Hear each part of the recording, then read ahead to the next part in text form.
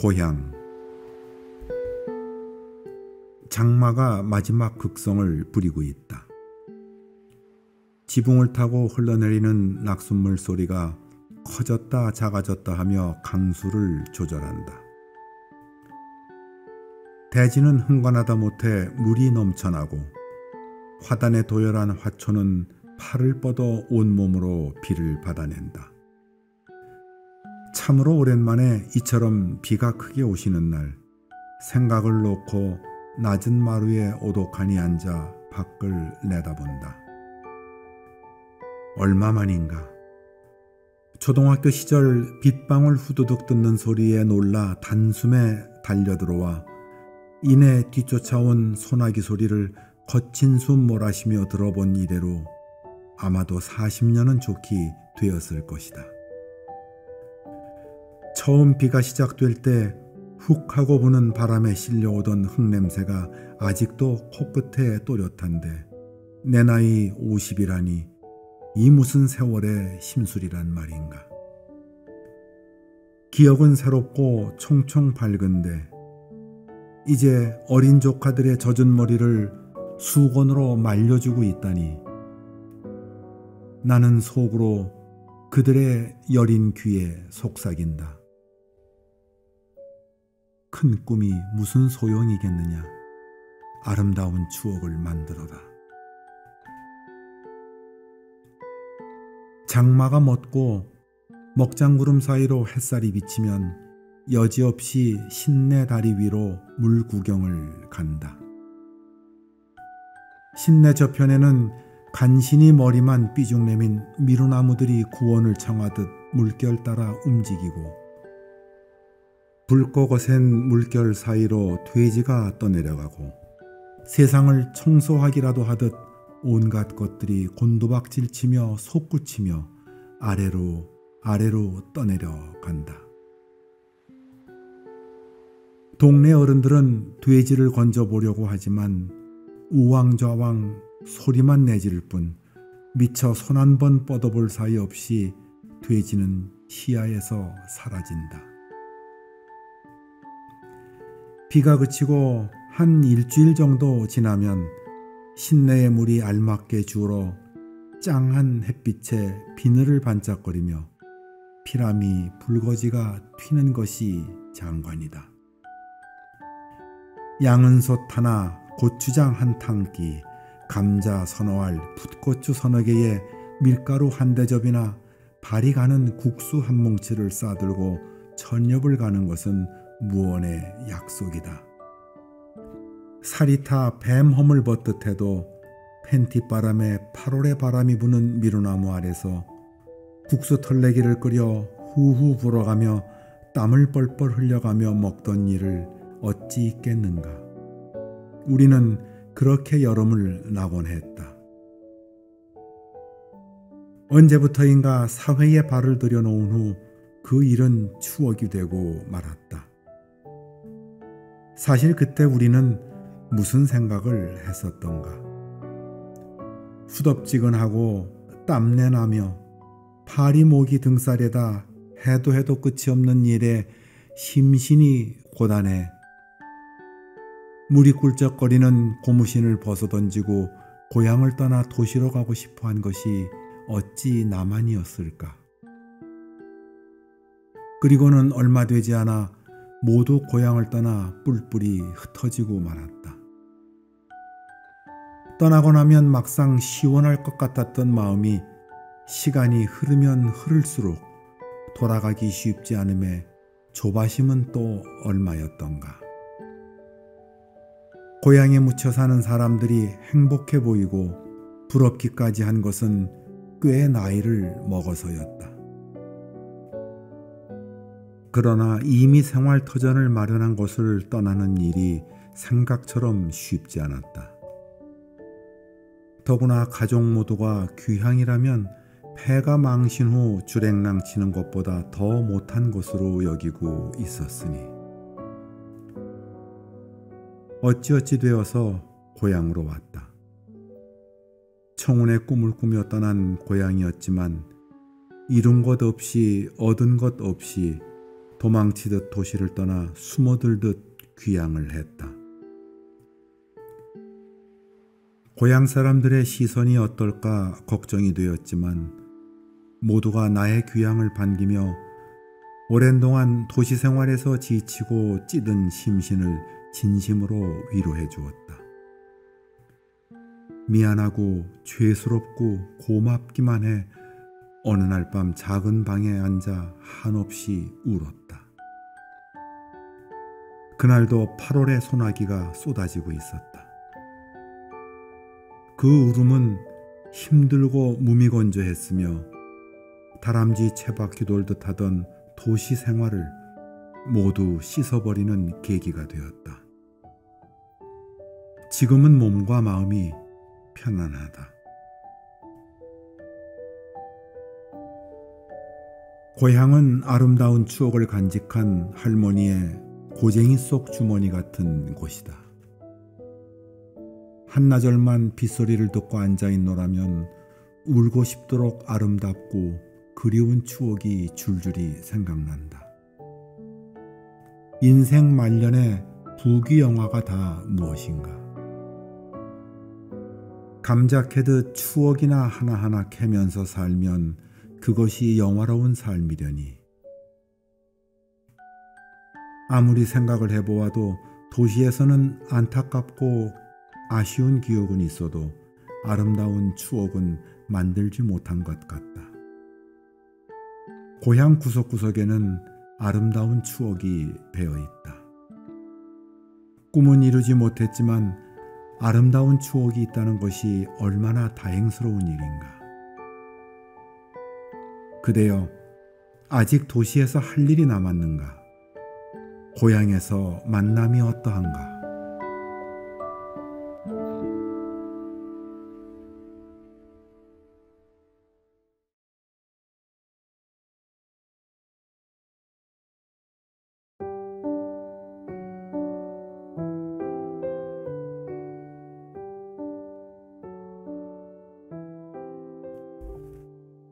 스승은 거대한 둑. 나이가 들매 따라 옛날 이야기 하는 것이 즐거워진다. 아무래도 미래에 대한 기대나 꿈보다는 지난 시절의 추억이 양이나 질면에서 한층 풍요로운 까닭이기 때문이라. 초등학교 1학년을 마치고 종업식을 할 때의 일이다. 어쩌다 표창장을 받게 되었는데 담임 선생님께서 나를 불러 다음과 같이 말씀하셨다.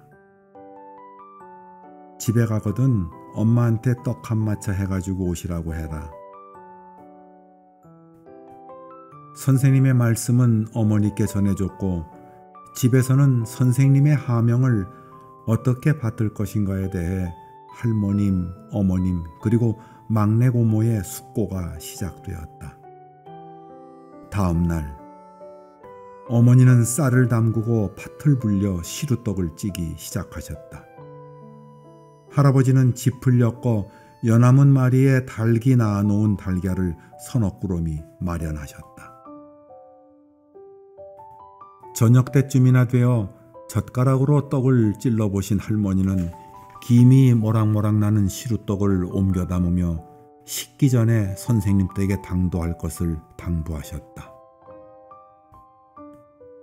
어머니는 시루떡을 이고 고모는 달걀 꾸러미를 안고 오리가 넘는 선생님 댁을 향해 부지런히 갔다. 달이 휘영청 밝은 겨울밤길을 가면서 떡이 한 마차가 아닌 것에 대해 꾸지람을 들을 것이 두려워 투정을 해댔다.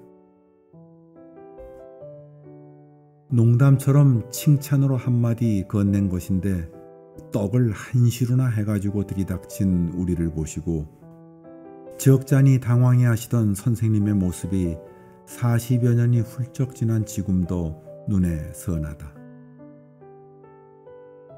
한동안 이런저런 이야기로 시간을 보낸 후 선생님 댁에서 물러나왔다. 당시만 해도 선생님의 말씀은 따져볼 필요도 없이 무조건 따라야 한다는 것이 사회의 요구였다. 그런 스승을 존경하는 것은 또한 당연한 일이었다. 지금은 오해 살까 두려워 떡을 요구하는 선생님도 안 계실 테지만 설령 그런 요구를 받는다 해도 고마운 마음으로 정성껏 떡을 해가는 부모도 그리 많지는 않을 듯 싶다. 촌지란 원래 스승께 드리는 감사의 표시였거늘 오늘날 뇌물의 대명사처럼 쓰이게 된 것이 무척 안타까울 따름이다. 처녀의 몸으로 시골 부임지의 단칸 자취방에서 부끄러움과 놀라움으로 제자의 떡을 받으며 선생님은 한동안 유쾌하게 웃으셨다. 용량이 모자라는 기계는 좀 더 큰 용량의 기계로 바꾸면 그만이요. 능력이 붙이는 조직의 책임자는 적절한 사람으로 그 자리를 대신하게 하면 된다. 그러나 스승이라는 자리를 대신할 만한 것은 없다. 스승은 거대한 뚝이다. 뚝이 무너지면 그 길로 끝장이다. 붕괴의 조짐이나 부실의 징후가 있다면 모두 나서서 대책을 세우고 사고에 방비해야만 한다. 왜 그래야 하는지에 대해서는 반론의 여지가 없다. 세상이 온갖 비리와 몰상식과 오류로 범람할 것이기 때문이다. 스승이 제자를 사랑하되 무조건 그리하듯 제자의 스승 존경 또한 무조건적이어야 한다. 오늘날 스승이라는 거대한 뚝을 넘실거리는 물결이 크게 소용돌이치고 있다. 붕괴의 조짐이 역력한데 이를 막아보려는 노력은 어느 곳에도 없어 보인다. 무너지고 난 다음에 참담함을 어찌 감당하여야 할지 그 또한 암담할 뿐이다. 세상은 온통 탕류 속에서 오염되어 가고 있는데 독야청청하라고 요구당하고 있는 선생님들의 묵묵한 버팀이 차라리 안쓰럽다. 세상이 탁하면 탁할수록 스승의 역할은 점점 더 커지고 절실해진다. 눈물겹도록 안타깝지만 오늘의 이 혼돈과 혼탁함을 바로 할 자가 있다면 그런 일을 할 인재를 길러내는 것 또한 스승의 몫이다. 세상을 향해 꿋꿋이 서서 사랑의 매를 다시 들어야 한다. 부디 그동안 철없이 굴었던 세상의 묻제자들을 너그럽게 용서해 주시고 아직도 스승은 존경받아야 한다는 편이 훨씬 더 많다는 것에 기대를 걸어주시기 바란다. 스승의 허물을 들추어 천하에 알려 바로잡으려 한다면 이는 마치 골문 부분을 들쑤셔 더더욱 덧나게 하는 것과 무엇이 다르겠는가. 오늘날 한두 군데의 환부가 마치 전체인양 치부되는 것도 무섭기 그지없는 현실이지만 환부를 건드려 우정 도지게 하는 철없는 행동도 통탄스러울 뿐이다. 스승이 제자를 아끼듯 스승을 아끼고 존경해야만 한다. 이 길만이 뚝을 온전케 하여 날로 황폐해가는 세상을 구원해내는 길이 아니고 무엇이겠는가. 스승은 세상에서 영원히 존경받아야만 하는 마지막 존재이다.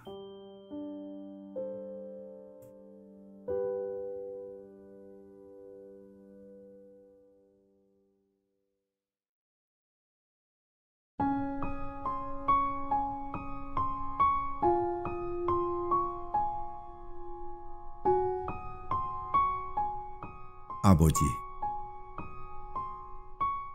참으로 오랜만에, 아니 처음으로 아버지의 얼굴을 찬찬히 들여다본다. 이렇듯 자세히 아버지의 얼굴을 뵌 적이 없다.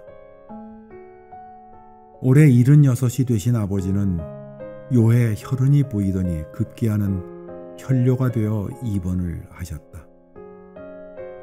진찰열과 방광에 이상이 생겨 내시경을 통한 수술을 해야 한다고 한다. 매일 이른 새벽이면 동네를 도는 운동을 하고 논밭으로 가며 철저히 건강관리를 하다가 병상에 누워있자니 몹시도 무료하고 갑갑하신 모양이다. 점심이 막 지나간 시간에 병원에 도착하니 주무시고 계셨다. 아무 생각 없이 평온하게 잠이 드신 아버님의 얼굴을 뵌다. 한때는 철없는 아이가 제 부모를 보듯 보았을 것이고 철이 나서는 그저 의례적이거나 혹은 동태를 살피려고 흘긋거리며 보았을 것이며 제 주장이 서기 시작했을 무렵에는 아버지를 이겨보려고 정색을 하며 보았을 것이다. 그러고는 늘 일정한 거리에서 가족 구성원의 하나로서 만나는 얼굴로 보였을 뿐이었다. 눈을 감으면 수시로 드나드는 대문처럼 그 잔상이 뚜렷하기는 하지만 옹이자리가 비스듬하다던가 송진이 엉킨 채로 수십 년을 지내왔다던가 나이테 사이에 움푹 팬 연질의 나무골 틈새에 시커먼 때가 끼었다던가 하는 구체적인 현상을 기억해낼 수는 없을 것이다. 눈은 움푹하고 눈썹은 길게 자라있으며 주름이 깊고 길게 패여있고 광대뼈가 유독 불쑥 나와있으며 숨은 고르지가 않고 입을 벌린 채로 호흡하는 모습이 힘겨워 보이고 머리는 힐 대로 휘어 이미 백발이다. 대체 이 모습이 무엇인가?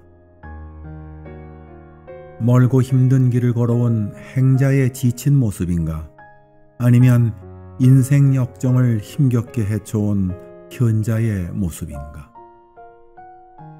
언제인가 불현듯 나는 아버지처럼 될 수가 없다는 생각을 한 적이 있다. 당신은 학교 문턱에도 가본 적이 없는 분이고 시대의 조류에 어울려 시류를 엿본 적도 없으며 남들 앞에 나서 자신을 드러내고자 한 적도 없는 그저 때가 되면 씨를 뿌리고 가꾸며 거두어들이는 춘부였지만 그 철학은 깊고도 깊어 짐작조차 어려운 분이셨다. 말씀이 없는 대신 생각이 깊어 한 번 생각을 펴면 옳지 않은 것이 없고 그 행실이 실로 진실되고 일관되며 한치도 어긋남이 없었다. 그러한 아버지를 느끼기 시작한 순간 내 비록 많이 배웠다고 하나 경외의 마음이 절로 솟고 차마 얼굴을 들어 뵐 만한 용기가 사라짐을 또한 느꼈다. 아마도 그것이 아버지의 모습을 똑바로 바라보지 못한 시작이 아니었던가 한다. 이제 감히 당신이 잠이 든 틈을 타서 얼굴을 뵐 기회를 갖는다. 옛날의 건강함과 풍요로움과 당당함은 될 수 없으나 자애로움과 평온함이 만면 가득하다. 한편 여윈 모습이 안타깝고 슬프기는 하지만 평온한 얼굴에는 새삼스럽게 성자의 자애로움과 여유로움이 넘쳐 흐른다. 어떻게 살면 저렇게 될까? 나 또한 그리 될 수 있는 것일까? 아버지의 발은 오래된 지게발처럼 닳아 무디어지고 어깨는 비 맞은 깻단처럼 무너지고 허리는 아무리 세워도 휘어지는 도리깨 맞은 밀집처럼 그리 되었다. 실로 가슴이 메워지고 눈물이 난다. 아마도 그것은 아버지에 대한 안쓰러움 때문이거나 효도심의 발로 때문만은 아닐 것이다. 모르기는 하지만 머지않아 내가 당도하게 될 현상에 대한 미리 느끼는 서글픔일 것이다. 나는 감히 말한다. 세상에 효란 없다.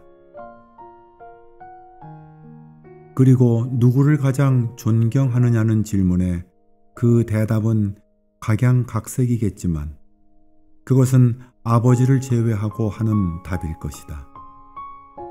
세상의 아버지는 존경받아 마땅하다.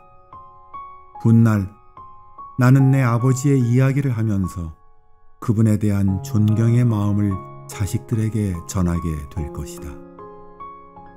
어서 쾌차하여 오래오래 사시기를 기원해 본다.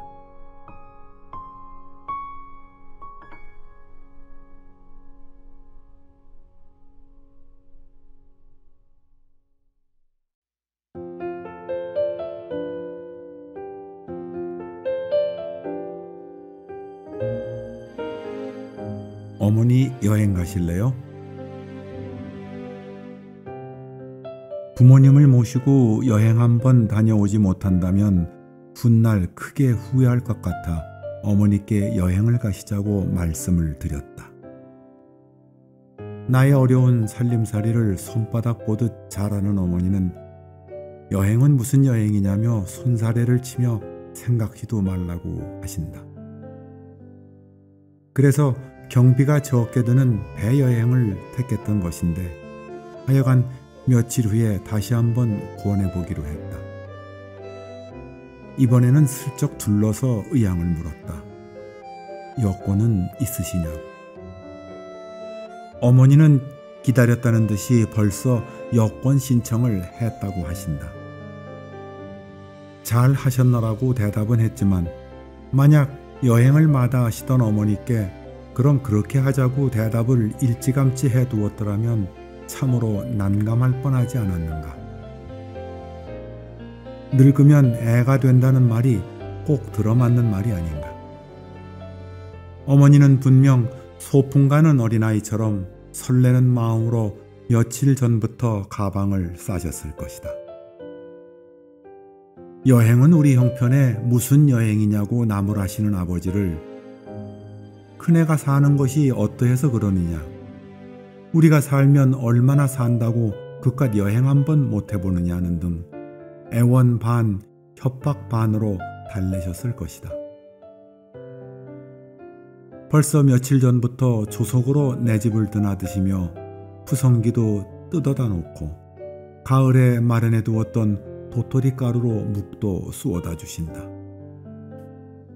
내 집 나들이가 잦아진 걸로 보아 아직도 여행이 유효한가를 확인하고 은근히 압박도 하며 무언의 다짐을 받아두고 싶으신 게다. 나이 50이 넘도록 부모님이 주는 돈으로 소풍이며 수학여행을 다닐 줄만 알았지 언제 그분들을 모시고 여행 한번 가본 적이 있었던가. 돈 많이 벌거든 부모님 모시고 세계 일주 여행에 나서리라 생각해 본 적이 있었던 것 같기는 하지만 절대 그렇게 될 리는 없을 것이다.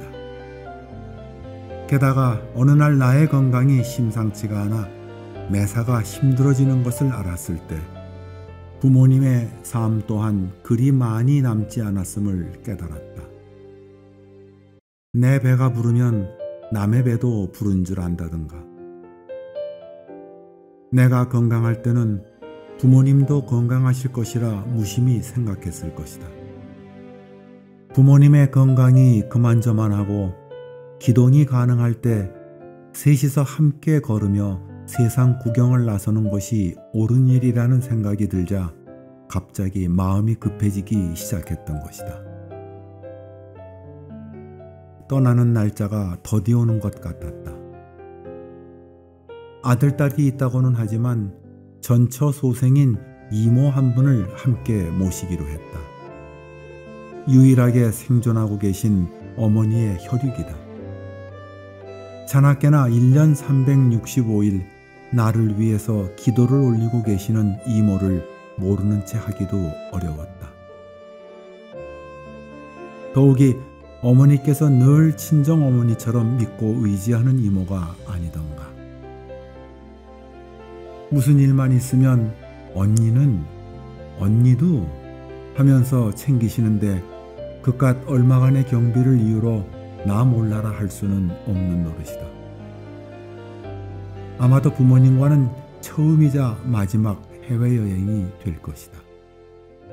노인의 일이란 밤새 모르는 일이거니와 나 또한 건강에 썩 자신이 없기 때문이다.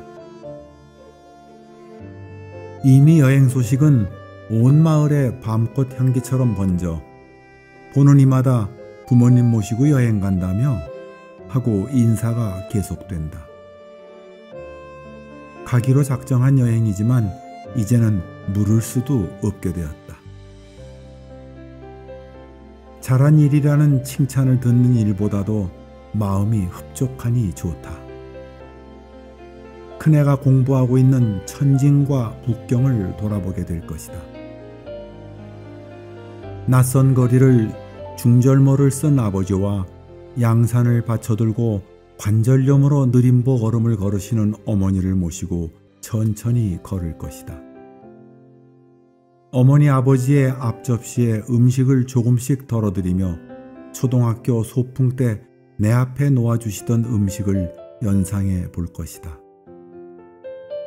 관광객이 오가는 자금성 안에서 혹은 만리장성 길가에서 옛날 어머니가 사주신 아이스 케이크를 먹듯이 아이스크림을 사서 맛있게 먹어볼 참이다. 삶이 어찌 이리도 고단한 것이더냐.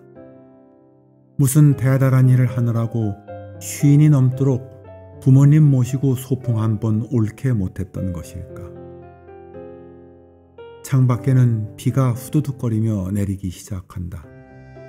조금 있으면 어머니가 오실 것이다. 애비야, 양말은 몇이나 넣으면 되겠느냐? 밑반찬도 좀 싸랴? 하시며 마지막 확인을 할 것이다. 소풍 가기 전날 비라도 내리면 내일 소풍은 글렀다고 말씀하시던 것이 생각난다. 그때 나는 얼마나 상심을 했었던가. 나는 절대로 내일 여행은 틀렸어요 라고 말씀드리지 않을 것이다. 아, 어머니, 세월이 쏜살 같다더니 어머니 아버지를 데리고 성큼성큼 달아나간다. 그 중에 한 움큼 시간의 허리를 움켜쥐고 내 요량껏 써볼 것이다. 눈물이 두 뺨을 타고 주르르 흘러내린다.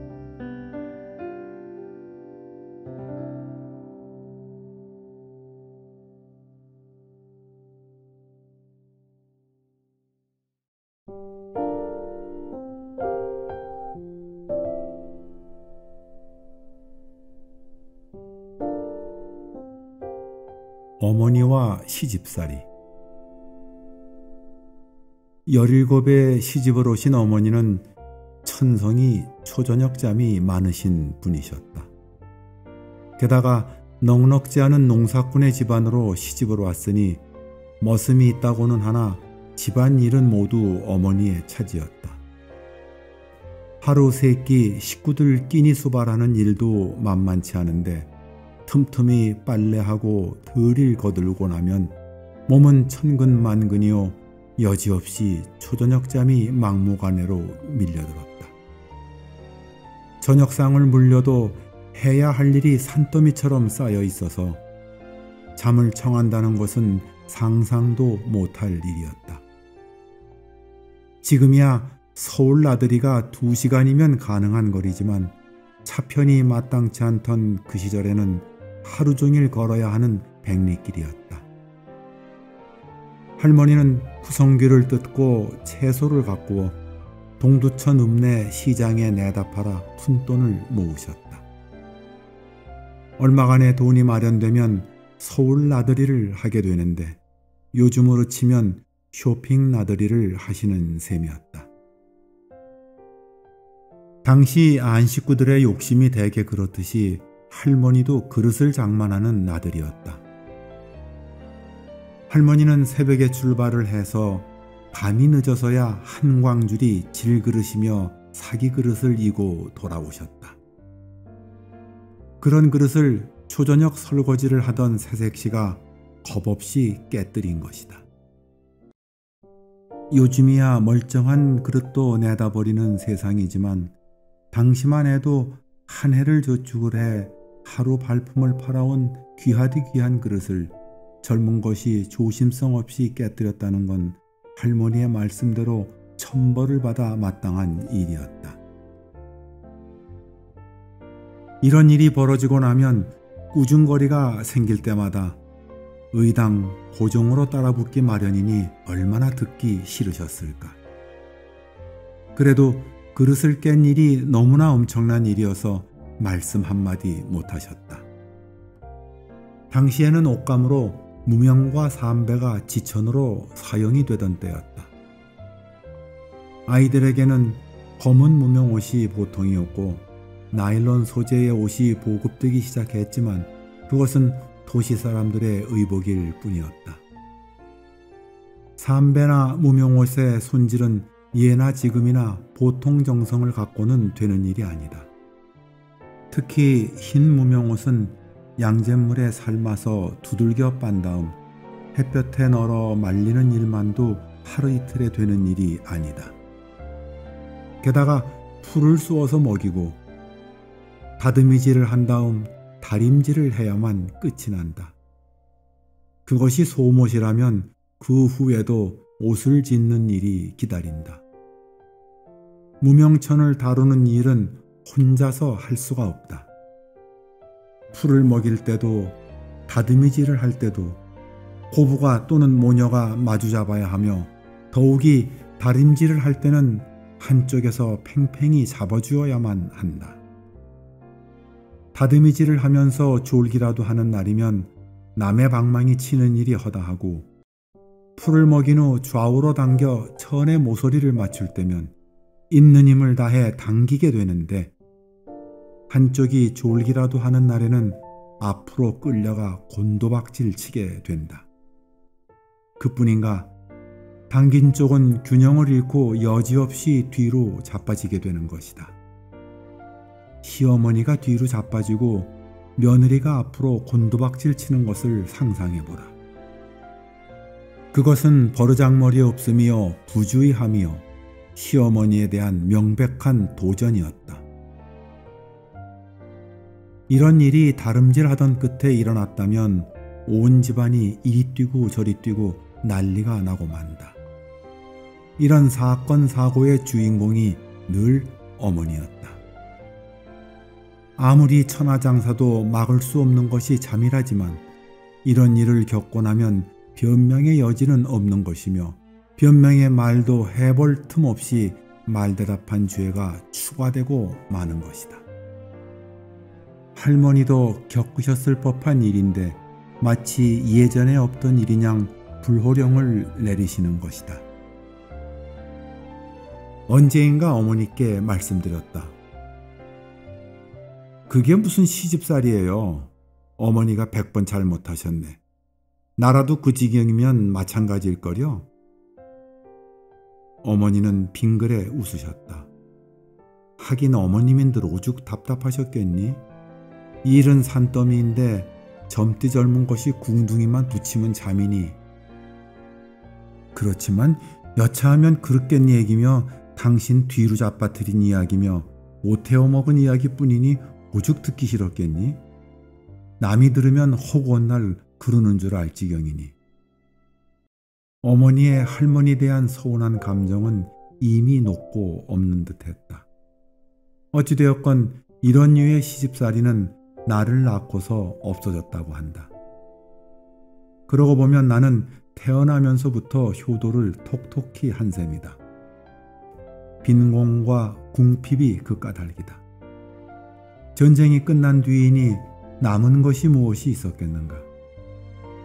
물질적으로 정신적으로 피폐해진 끝에 천지사방에 어떻게든 살아보려고 발버둥치는 굶주린 백성들 뿐이었으리라.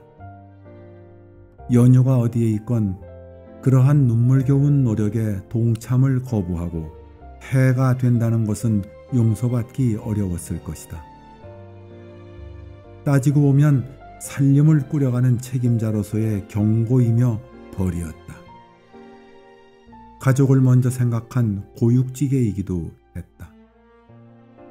어머니도 그것을 알고 계셨다. 눈시울을 붉히며 할머니의 눈물겨운 노력이 오늘 우리가 이만큼이라도 먹고 살게 된 실마리가 되었다고 말씀하신다.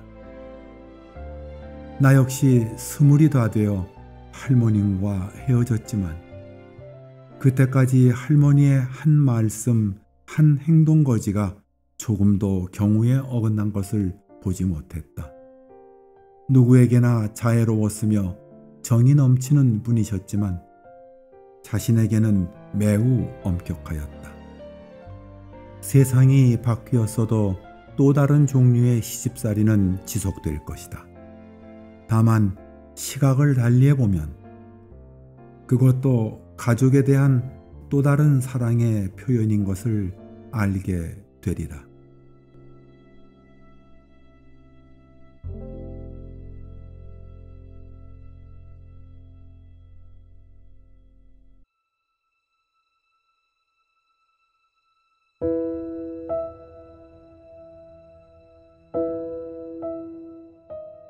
우울한 스승의 날.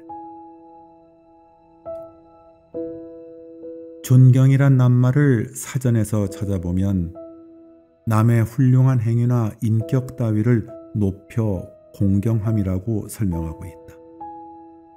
어린 시절 존경받아 마땅한 인물을 한 사람쯤 마음에 새겨두고 인생의 사표로 삼고자 했던 기억을 어찌 나만이 가졌었겠는가. 살아보니 존경의 대상이 된다는 것이 얼마나 어려운 것인가를 알겠다. 남에게 존경을 받지 못하는 까닭은 그럴 만한 업적을 이루지 못했거나 인격을 갖추지 못했기 때문이다.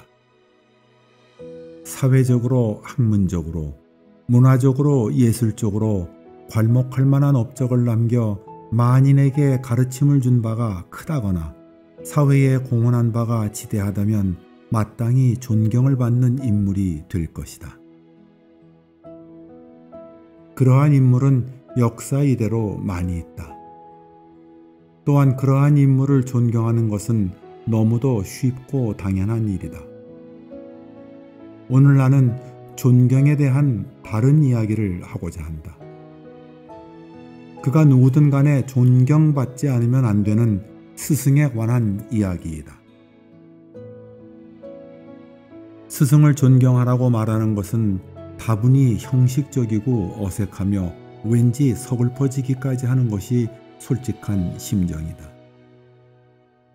오늘날 스승이 존경받을 만한 일을 하지 않고 있는지는 모르지만 그것은 그들의 몫이고 우리의 몫은 여전히 스승을 존경하는 일이다. 물론 학교에서 스승이 가르치는 양이란 옛날에 비해 보잘것없어졌다. 아이들은 길거리에서 TV 등 매체에서 컴퓨터를 통해서 더 많이 배운다. 그러므로 존경의 정도도 그만큼 적어졌을지도 모른다. 어떤 연유에서이건 돈 봉투를 받아든 스승이 생겨나고 학생들을 체벌하는 일이 사회적 문제가 되어 그림자조차 무서워 감히 가까이 할 수 없었던 스승이 종이호랑이처럼 변하고 말았다. 곰곰이 생각을 해보면 없던 일이 갑자기 생긴 것도 아니다. 자기 자식을 따끔히 가르쳐 줄 것을 간절히 소망한 옛날의 부모는 적당한 간격으로 회초리를 한 묶음씩 스승에게 보낸 것이 불과 한 세기도 안 된 일이고 색다르고 별난 것이 생기면 스승에게 먼저 보내 그 가르침에 조금이라도 보답을 하려고 했던 것이 우리 조상의 모습이다. 자식이 매질당하는 즐거움을 맛보려는 부모가 세상 천지 어디에 있겠으며 나 살기도 힘든 세상에 색다르고 별난 것을 스승에게 먼저 올리는 일은 쉬웠겠는가. 그 까닭은 단순했을 법하다.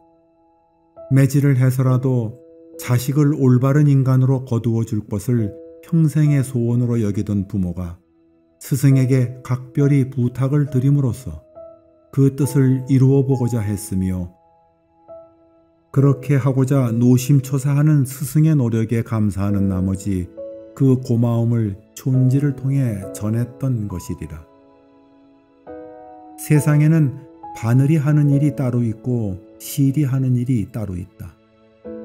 스승의 일은 제자를 가르치는 일이요, 제자는 스승의 가르침을 받아 인격을 완성해가는 일이요, 세상의 모든 사람들은 스승을 존경하는 것이 그들의 일이다. 허물고자 한다면 허물어지고 마는 것이 방죽이요, 흔들고자 한다면 흔들리는 것이 나무요, 헐뜯고자 한다면 형편없이 초라해지는 것이 인간이다. 방죽을 허물어 얻는 것이 무엇이며 내 자식을 가르치는 스승을 헐뜯어 얻는 것이 무엇인가? 스승도 인간이거늘 모든 스승이 다 존경받을 수는 없다. 그럼에도 불구하고 스승은 존경받아야 마땅하며 조건 없이 존경해야만 하는 대상이라는 것에 사족을 달고 싶지도 않다. 이미 세상이 무너뜨린 사도를 선생님 자신에게 바로 세우라고 하기에 그들은 너무 지쳐 있으며, 애써 기둥을 바로 세우면 잡아채는 일을 하고 있지는 않은지 생각해 볼 일이다. 모름지기 스승은 존경받아야 한다.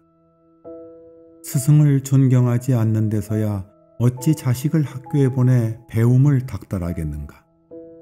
내 스승을 존경치 않는다면 내 배움 또한 우습지 아니한가 말이다. 우리의 일이란 무조건 스승을 존경하는 일이다.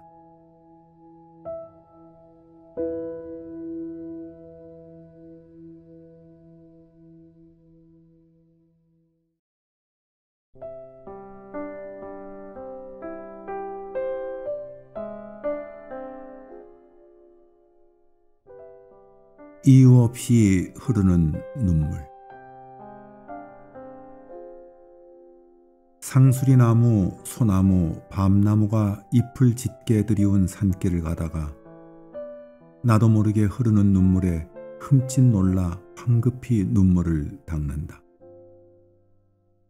요즘 들어 시도 때도 없이 나도 모르는 눈물이 흐른다. 나이가 들어가는 탓인지 눈물이 많은 천성 탓인지는 알 수가 없다. 눈물이 흐를 때면 코끝이 찡해지고 가슴이 막히는 듯하며 목이 메어온다. 이렇게 눈물을 흘리고 나면 속이 후련해지고 가슴속 어디엔가 주먹주먹 뭉쳐있던 앙금이 빠져나간 느낌이다. 부모님 생각을 하면 눈물이 난다. 어느 날 힐대로 휘어진 머리를 손질하지 않아 흰끝이 더욱 눈부신 어머님을 뵈면 눈물이 난다. 숨소리도 들리지 않고 가슴의 고동도 멎은 듯이 낮잠을 주무시는 미동도 없는 아버지를 뵈도 그러하다. 그분들의 기력이 쇠잔해진 몸과 마음이 연약해졌으므로 멀지 않아 내 곁을 떠나시게 되리라는 미리 생각해보는 이별이 눈물을 돋운다. 또한 훗날 나의 모습일진데 그 모습을 서둘러 보는 서글픔이 눈물샘을 자극했을 수도 있다. 무심히 길을 가다가 불현듯 아쉽고 아름다운 추억의 한 장면을 떠올리며 눈물을 흘리기도 한다. 다시는 경험할 수 없는 젊은 날의 추억이 얼마간 꿋꿋하게 지내던 자신을 여지없이 무너뜨리고 마는 것이다. 잠자리에 누워 풀벌레 소리를 들으면 계절이 바뀐 것을 알게 된다. 올해의 가을은 다시 오지 않을 것이며 앞으로 맞이할 가을을 손꼽아 셀 수 있음에 마음이 우울해진다. 청년 시절 친구들과 가을 동산에 올라 인생의 꿈을 이야기하고 주먹을 불끈 쥐며 거만하게 세상을 내려다보던 일을 생각하며 베갯잎을 적시기도 한다. 아이들이 볼까 두려워하며 몰래 눈물을 흘린다. 할아버지 할머니 제삿날 이유 없이 대성통곡 곡을 해대는 부모님의 눈물을 알 것 같다. 세상이 보던 말든 가슴속 깊이 고여 흐르던 서름의 강물을 통곡으로 풀어 흘려보낼 수 있는 절호의 기회가 아니었던가. 적당히 눈물의 샘이 마르고 나면 세상을 뜨게 될 것이다. 눈물이 흐른다는 것은 아직도 가슴에 정이 남아 있으며 삶에 대한 회한을 곱씹을 수 있는 힘이 있다는 증거일 것이다. 그런 일도 할 수 없을 때 인간은 산처럼 마루귀퉁이에 앉아 있거나 흘러가는 구름을 초점 없이 응시하게 될 터이다. 언젠가 나에게도 그런 때가 올 것이다.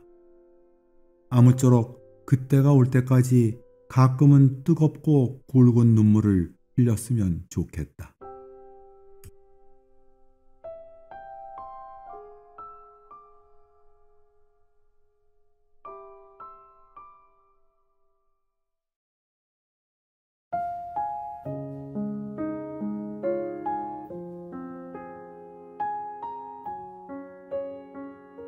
한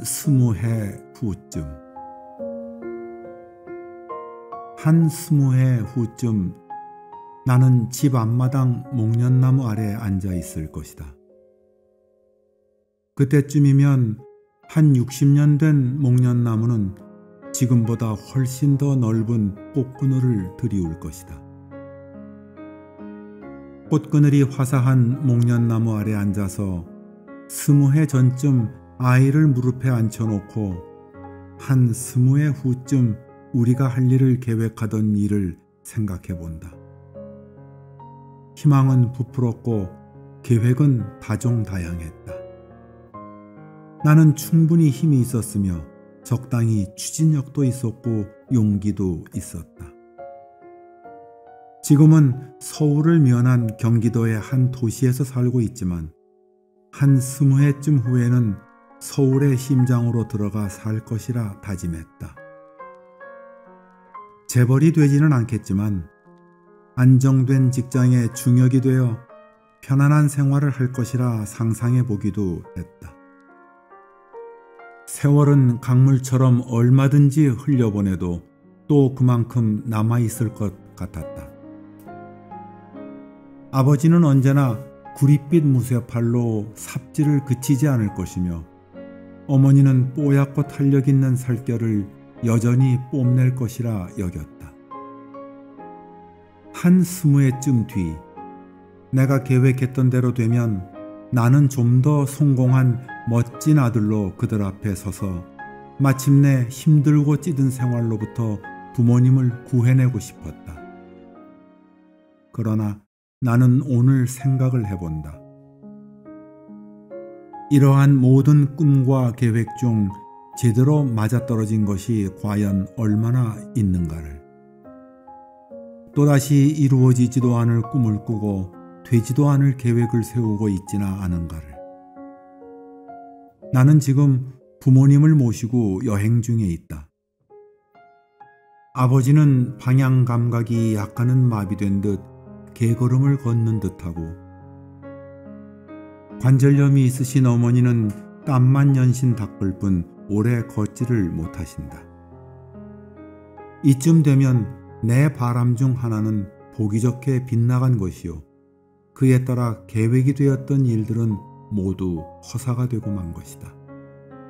다만 위안이 되는 것이 있다면 부모가 아직도 생존해 계셔서 내 마음에 큰 기둥이 되고 있다는 것이다. 한 20해 후쯤 부모님은 안 계실 것이며 나 역시 거치적거리며 아이의 할아버지보다 못한 걸음걸이로 걷고 있을 것이 자명하다. 그런 모습을 보이기는 싫지만 그건 내 의지와는 무관한 일일 것이다.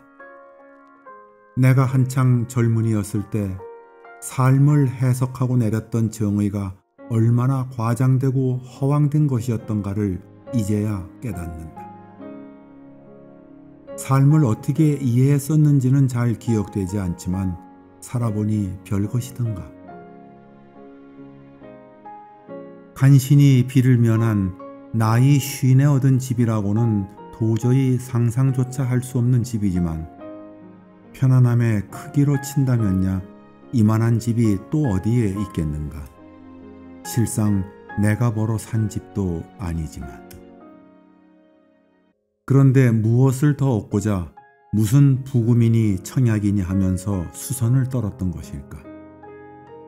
옹색한 집이기는 하지만 300~400여 권의 책이 있고 소리 좋은 오디오가 한 대 있으며 한 300여 장의 LP판과 CD가 있는 것이 나의 재산의 전부이나 부자는 이 밖에 무엇이 더 있을까.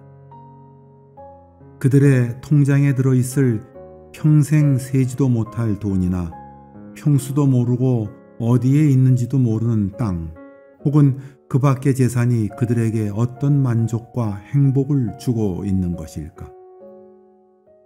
그런 것은 그들이 한 20해 전쯤 계획하고 희망했던 것이 이루어진 결과일까. 단언컨대 나도 그들도 한결같이 그렇다고 대답하기는 거북스러운 바일 것이다. 그러므로 나는 하나의 결론을 얻는다. 삶이란 계획하고 희망했던 대로 되는 것이 아니다. 설사 계획한 대로 된다고 해도 그것이 곧 잘된 일이라고 할 만한 근거도 없고 따라서 만족스럽다고 단언할 까닭도 없다. 삶이란 만족스러운 결과를 겨냥할 일이 아니며 다만 매 순간 후회스러운 일을 하지 않고 지내는 것만이 최선인 듯 싶다. 도처의 행복이요 매사가 만족인데 무슨 불만이 있을 것인가. 한 20해쯤 후에 돌부리를 걷어찬 일이 없으므로 발이 편안해했으며 남을 때리지 않은 손이 부끄럽지 않고 사악하고 거짓 생각을 품지 않았던 마음이 또한 떳떳하며 옳은 것을 보고 말한 눈과 입이 자랑스러울 것을 기대해 본다. 20해 전쯤을 돌이켜보며 한 20해 후쯤의 일을 짐작해 보는 것은 오늘 나의 삶을 돌이켜 후일을 다짐해 두고 싶기 때문이다. 삶에 어찌 회한이 없으랴. 후회 또한 가득할 것이다. 그러나 흘러간 세월에 실려간 삶이란 청춘 시절 잔디에 누워보던 흰 구름 조각처럼 어디론가 달아나 버리고 오직 기억 속에만 남는 것이다. 어찌 되돌릴 수 있으며 다시 볼 수 있으랴. 부질없는 것이 후회요 회한이다. 오늘 나는 한 20해 전쯤을 되돌아보며 딱해하기도 해본다. 내가 원하든 원하지 않던 간에 세월은 또다시 꿈결같이 흐를 것이다. 한 20해가 흐른 다음 그때도 여전히 살아있다면 마당의 목련꽃 그늘 아래 동화책을 볼 것이다. 그때도 여전히 목련꽃은 달빛에 맞아 떨어질 터이다. 나는 즐거움과 행복에 겨운 눈으로 내 아이가 그의 아이를 무릎에 앉혀놓고 무엇인가 생각하는 것을 보게 될 것이다. 또한 이 허름하고 옹색한 집에서 제 할아버지가 어떻게 행복해하고 즐거워했는가를 보여주고 싶다.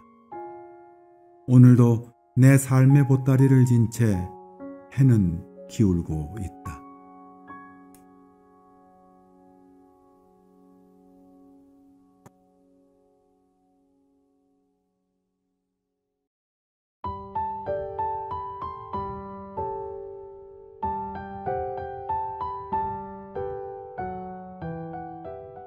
할아버지에 대한 추억. 후배를 만난 자리에서 며칠 전 내 초등학교 동창 하나가 그의 할아버님의 백회생신을 차려드렸다는 이야기를 들었다. 참으로 진귀한 일이다. 의학이 발달했다고는 하지만 한 세기를 산다는 것이 어찌 쉬운 일이겠는가. 이내 그 친구가 한없이 부러워졌다. 할아버지가 생존해 계시다니. 아직도 친구가 손자라는 신분을 누리고 있다니. 얼마 안 있으면 할아버지가 될 나이인데 그의 할아버지가 신선처럼 앉아서 맨눈으로 신문을 보고 계시다는 것이 얼마나 신기한 일인가. 나의 할아버지는 말수가 적고 온화한 성품을 지닌 분이셨다. 19세기 말엽에 태어나셔서 조선의 쇠망을 보시고 일제의 압제와 해방 그리고 6.25의 참변을 고스란히 겪으신 분이었다. 하루 종일 말씀 한마디 없으시던 할아버님이 언제인가부터 만나는 사람마다에게 내 혼사에 대해 안달을 하기 시작하셨다. 고등학교 말이나 대학 초이니 20살이 막 되었을 때로 기억이 된다. 하기는 당신의 아드님을 그 정도 나이에 혼인을 시켰으니 당신 손자 역시 혼인을 시켜야 한다고 생각하는 것도 무리는 아니었을 것이다. 그러나 그것은 좀 의미가 달랐다. 무엇인가 쫓기는 듯한 서두름이거나 할아버지답지 않은 안달스러움이었기 때문이었다. 지금 생각하면 이미 목전으로 다가오고 있는 죽음을 예감하고 당신의 마지막 소원을 이루고자 하는 강박관념의 표현이 아니었던가 싶다. 콧등으로도 듣지 않던 부모님을 철이 없다거나 정신이 나갔다거나 하시며 나무라던 모습이 눈에 선하다. 아무도 귀 기울이지 않았지만 할아버지께서는 너무나 진지하고 노심초사하셔서 그 모습을 뵙기가 차마 민망하기도 하였다. 돌이켜 생각하면 얼굴이 붉어지고 화끈거리며 죄스러워지기까지 한다. 그러던 한두 해 후 할아버지는 끝내 큰손자의 혼인을 보시지 못한 채 돌아가시고 말았다. 언제나 나를 바라보시며 흐뭇한 미소를 잃지 않으시던 분이셨다. 그것은 수만의 대화였다. 부모님의 꾸중이 조금 지나치다 싶으면 역정을 내시며 내 편을 들어주셨다. 그것은 깊고 깊은 사랑이었다. 나는 콧등부터 노랗게 변해가는 할아버지의 운명 앞에서 가슴으로부터 치밀어 오르는 슬픔을 가누지 못하고 큰 소리로 울었다. 하시고 싶은 말씀이 남아있는 것 같기도 했고 보고 싶은 것이 또한 있는 듯 했으나 한마디 말씀도 못하시고 한 번 눈을 떠 세상을 보지도 못한 채 숨을 거두신 할아버지의 마지막 모습을 잊을 수가 없다. 나면 죽는다는 것을 모르는 이가 어디 있으랴. 그럼에도 불구하고 한 세기를 누리고 계신 할아버지를 모시고 있는 친구가 한없이 부러워진다. 내 아이의 할아버지가 꼭 그때 내 할아버지의 연세쯤 되신 것 같다. 몇 년 전 유학을 보내겠다고 하자 매우 못마땅해 하시던 모습이 떠오른다. 물론 나는 들은 척도 하지 않았으니 저것이 나이 쉰이 넘었다고 하나 언제나 철이 들까 하고 염려하셨을 법도 하다. 공부한답시고 전화 한 통 하지 않는 아들이 기특하기는커녕 못마땅하기 짝이 없다. 나에게도 그러하니 제 할아버지께야 오죽하랴. 며칠 전 제발 할아버지 할머니께 전화 한 통만 하라고 간곡히 편지를 써보냈다. 그 아이야 제 앞이 효도하려는 줄만 알겠거니 어찌 할아버지 할머니의 크고 큰 손자 사랑을 알겠느냐. 불효는 끝이 없어도 천년만년 오래오래 사시기를 바라는 것이 세상에 자식된 이들의 마음일진데 머리가 휘어지고 등이 굽어지는 모습이 나를 슬프게 한다. 얘야, 제발 할아버지께 전화 좀 드리려무나.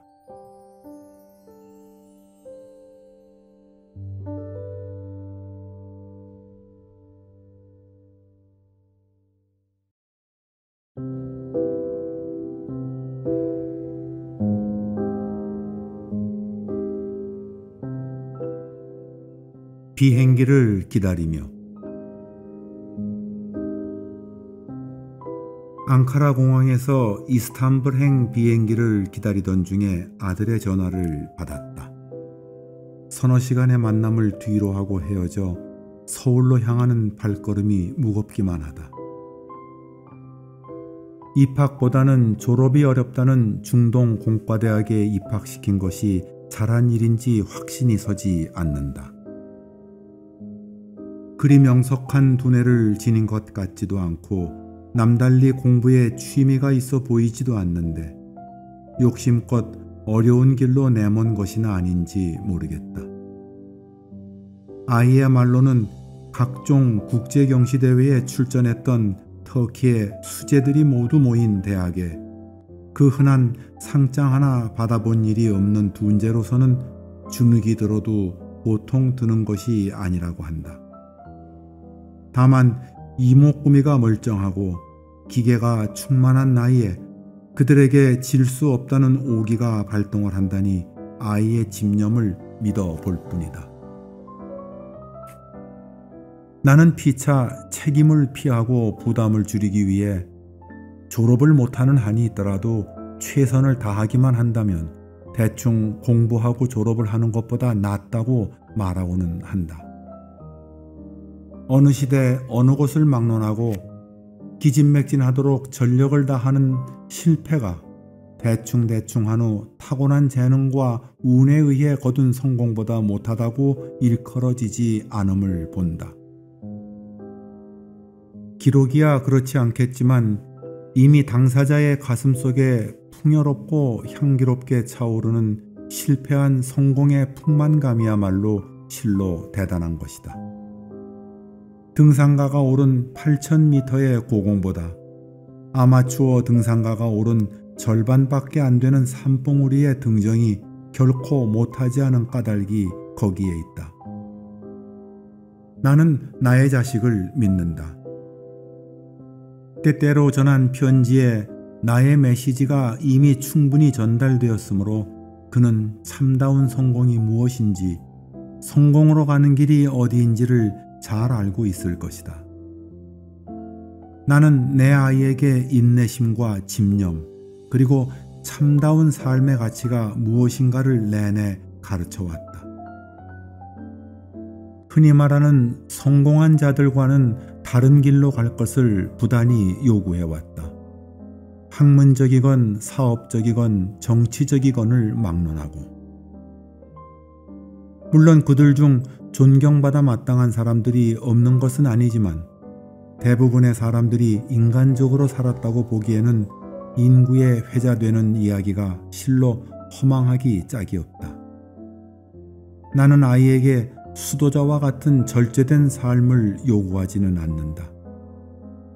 예를 들어 우리나라의 교육제도에 의한 대학 진학의 폐해에 대해서 설명하기 위해 한창 공부해야 할 나이에 운동을 허락하거나 밤늦도록 책상에 앉아있지 말 것을 가르쳤다. 또는 용돈 기입장을 쓰게 함으로써 재화의 사용과 그를 통한 합리적 사고를 연관시켜 보려고 노력을 했다. 시대에 뒤지고 고집적이라는 말을 들어가면서 성인이 되기 전까지는 비디오 기계나 컴퓨터를 집에 들여놓지 않았다.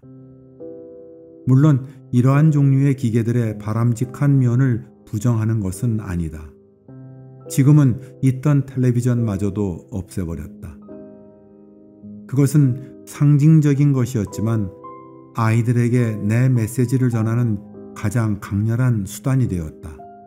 사실 마음은 괴로웠다. 물론 모두 성인이 된 지금은 어떤 것도 제약받거나 그렇게 되기를 강요당하지도 않는다. 이제 그들의 사고는 깨기도 힘이 들거니와 속이 꽉 들어찬 호두알처럼 야물어졌다. 어느 때는 내가 그들로부터 인내하는 법과 버리고 취해야 할 것들을 배우기도 한다.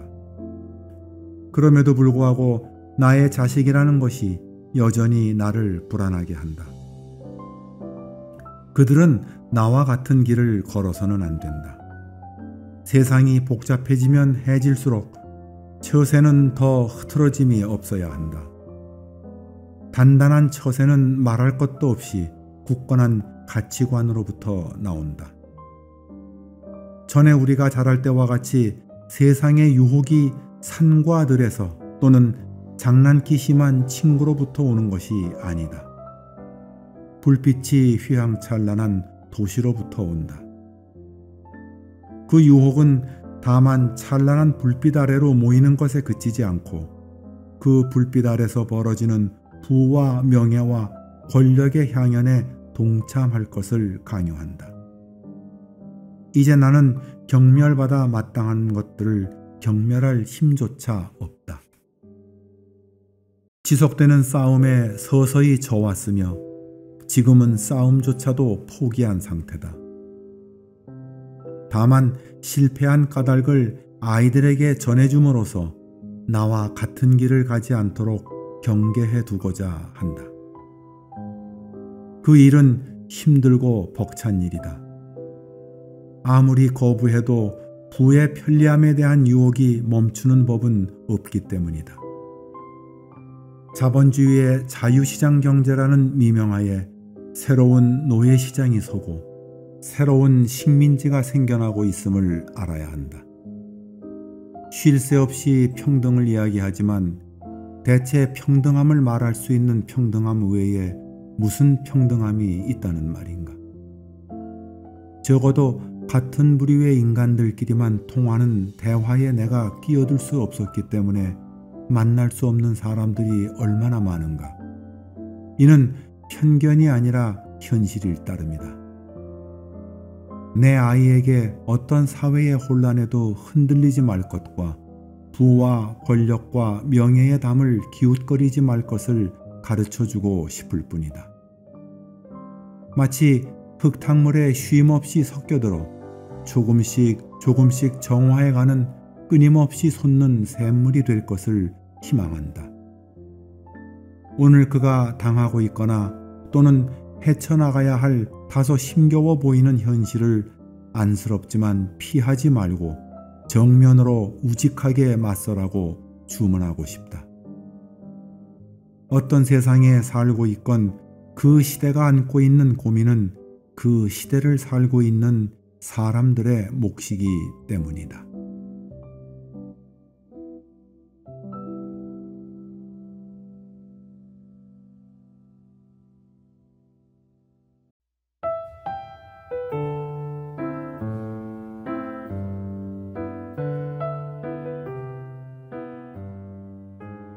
여행의 권유. 가끔 여행을 할 때마다 이러한 여행이 나에게 무슨 의미가 있는가 하고 자문해 보곤 한다. 고향의 친구들은 참 좋겠다며 부러움의 눈길을 보내지만 이렇게 여행을 하는 동안 고향에 머물러 있는 것이 좋지 않아야 할 까닭이 무엇인가 반문해 보기도 한다. 세계 이곳저곳을 한 20여 년 여행을 하면서 지냈지만 특별히 내 인생이 남보다 잘 되었다거나 의미가 있었다고는 생각해 보지 않았다. 다만 직업상 여기저기 다니는 것이 일이니 먹고 사는 방법 중에 하나가 여행이었을 뿐이다. 말이 난 김에 여행에 대해 한마디 해두고자 한다. 처음 여행을 시작한 것은 70년대 초 대학에 입학해서였다. 고등학교 동창과 둘이 의기투합을 해 서울에서 기차를 타고 광주를 향해 떠났다. 이내 버스편으로 목포까지 내려간 후 배를 타고 노하도를 거쳐 완도로 나왔다. 참으로 호젓하고 멋진 여행이었다. 바다를 구경할 수 없었던 시골 소년이 청년이 되어 바다를 구경하는 순간이었다. 게다가 배를 타는 호사라니. 생전 처음 경험하는 시계의 무한함, 상상만으로만 가능했던 바다의 광활함, 처음 맡아보는 바다가 실어다주는 찝찝하고 비릿한 항구의 내음, 바다와 더불어 사는 포구의 사람들, 그리고 때로는 알아듣기조차 어려운 사투리. 무엇보다 신기했던 것은 여행 중 가슴이 툭 터지고 마음이 바다처럼 넓어지는 것을 경험한 것이었다. 나는 순간적으로 성장하고 있다고 느꼈다. 마음으로부터 편협함과 옹졸함이 사라지고 무한대로 펼쳐지는 바다처럼 모든 것을 이해하고 포용할 수 있을 것 같은 자신감이 나를 기쁘게 했다. 언제나 산 아래서 웅크리고 살던 제한된 시계가 실로 마음의 눈을 뜸으로써 무한대로 넓혀지는 순간이었다. 특별히 여행가가 되려고 하지는 않았지만 80년대 초부터 회사 일로 시작된 해외 나들이는 나에게 보다 많은 자각의 기회를 제공해 주었다. 작게는 당시 우리가 유명하다고 알았던 상표가 얼마나 평범하고 그저 그런 것이었나부터 세상에는 금수강산이라고 불러야 할 경관이 얼마든지 있으며 조국의 높고 푸른 하늘은 세계 도처에 또한 즐비하며 다른 나라의 문화재의 규모와 양이 우리의 그것과는 실로 비교도 안 될 만큼 방대하다는 것 등 그동안 학교에서 배운 조국 찬양 일색의 정보가 얼마나 부끄러운 것인가를 알게 되는 계기가 되었다. 음모란 개구리식 정보가 준 실망은 상대적으로 클 수밖에 없었다. 솔직히 한동안 혼란을 겪게 된다.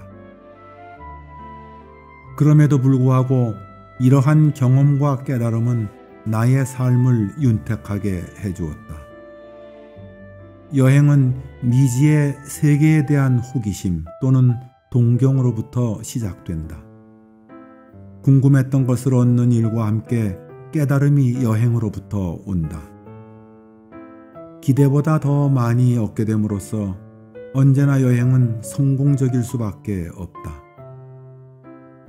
여행은 어김없이 자신의 부족함을 깨워준다. 전에 알았던 알량한 지식이나 상상의 폭과 깊이가 얼마나 보잘것없고 하찮은 것이었나를 알게 해준다. 서서 보는 지평선과 수평선은 가시거리 이내이나 움직이며 보는 그것들은 무궁무한하다. 이러한 가운데 자신의 존재는 참으로 미미하기만 하다. 스스로 존재의 가치에 대해 깨닫는 바가 있다면 그것은 큰 즐거움이다. 여행은 언제나 기대 이상의 큰 수확을 가져다 준다. 잃는 것이 있다면 아마도 얼마간의 경비와 시간일 것이다. 무슨 일을 하던 간에 투자란 선행되는 것이며 그 투자에 대한 얻음이 얼마나 될 것인가에 대해 골몰하게 되는데 여행의 투자는 언제나 의심의 여지 없이 큰 이익을 보장한다. 미지의 세계에 대한 지식의 습득은 물론이고 편협함과 옹졸함으로부터 보다 넓고 깊은 아량과 이해심을 갖게 하며 스스로의 존재에 대해 자각하게 함으로써 또 다른 자신을 얻게 되기도 한다. 그러므로 구원하노라, 떠나라. 그곳이 뒷동산이건 앞바다이건 다른 나라이건 무슨 제한이 있을 것인가. 여행은 있는 자의 여유자작한 발걸음이 아니다. 머무는 자의 안락함보다 떠나는 자의 설렘이 얼마나 멋지고 아름다운가.